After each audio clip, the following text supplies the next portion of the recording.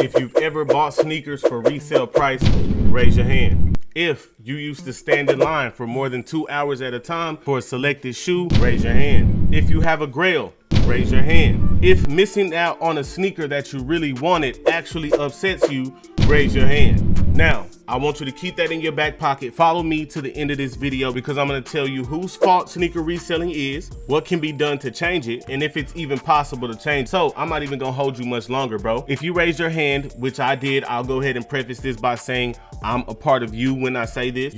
We are to blame for the sneaker resale game, for the current climate of the sneaker culture. Now, wait, because it's not all our fault, right?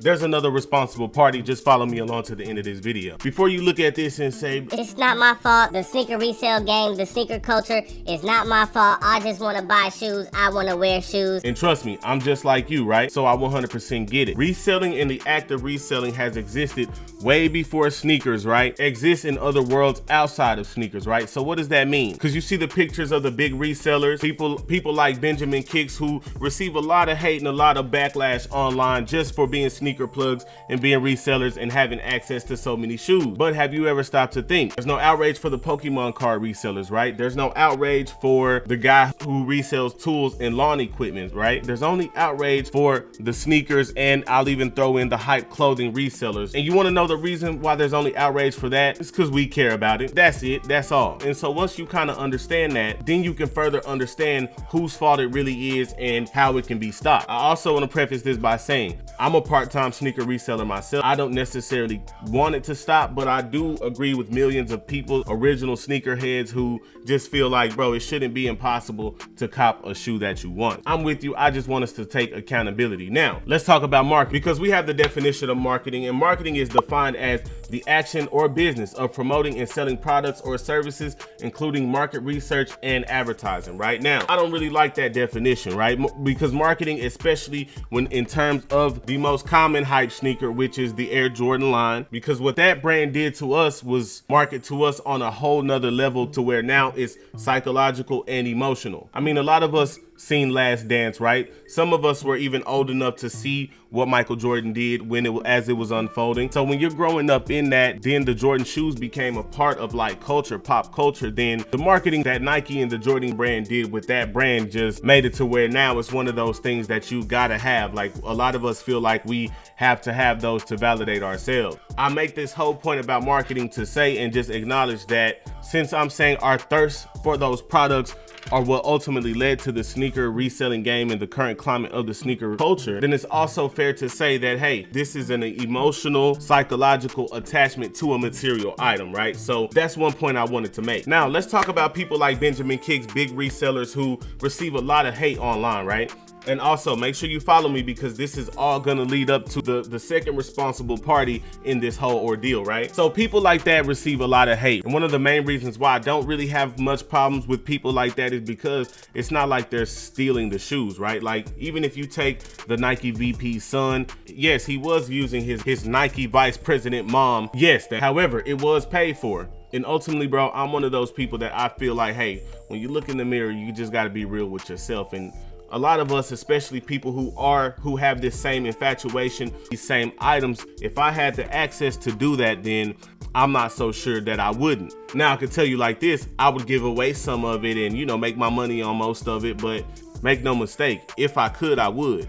And I think that's the same for a lot of people out there. Now, my big cousin, shout out to my big cousin, Ashley. She actually asked me a question the other day. She said, bro, how is this possible? She shared the picture Nice Kicks posted of Benjamin Kicks the other day, and she said, bro, how is this possible? And it just boils down to one thing, bro. Backdoors. Backdoors, backdoors, backdoors. Let me explain what a backdoor is to my people who don't know what that is. So let's say I own a sneaker shop, right? We're gonna call it Rico Locker.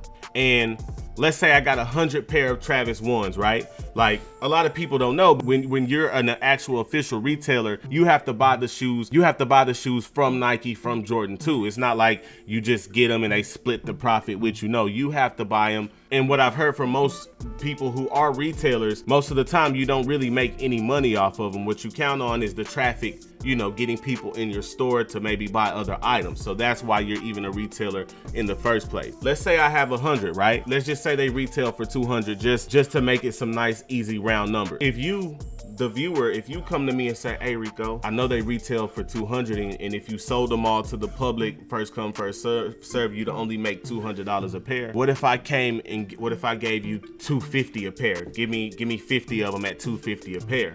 Then honestly, I'm gonna keep it real. As a businessman who, number one, there's not gonna be any money lost. I'm gonna make my money and some.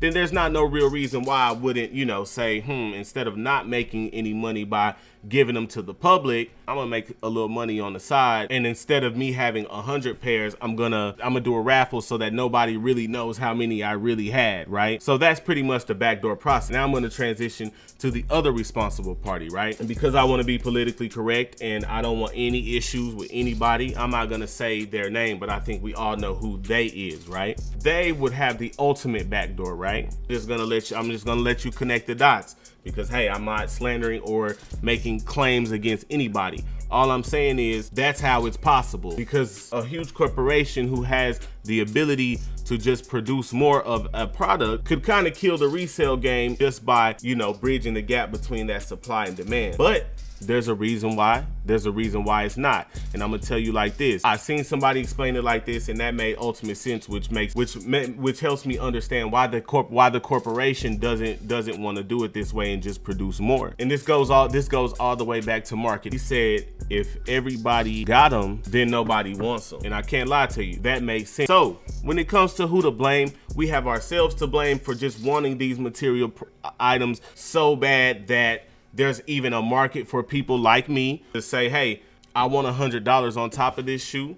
It's these corporations, right? Because I'm not singling out one corporation. There's a lot of different brands that have this same thing going on if they have hype sneakers. So it's our fault and it's these corporations' fault. It's these corporations' fault because ultimately, not only do they make their money on the front, they obviously make their money on the back end as well. Anyway, I got tired of not copping sneakers. I would say around December of 2019 or 20, one of those 2 years. And I decided to start sneaker reselling, start sneaker botting, and I actually made a series about that. So meet me over in my other videos. I love y'all, Rico gang. Let's get it. Hey man, thank you so much for watching. If you like the content on my channel, I want to ask that you like, comment, and subscribe. Also, if you're interested in learning how to acquire limited items, join my Discord. Not only do we share the information in there, but we also raffle off items, do giveaways, and all type of lit stuff. So join me in that Discord. Also, follow me on all my socials. I love y'all, man. Let's get it.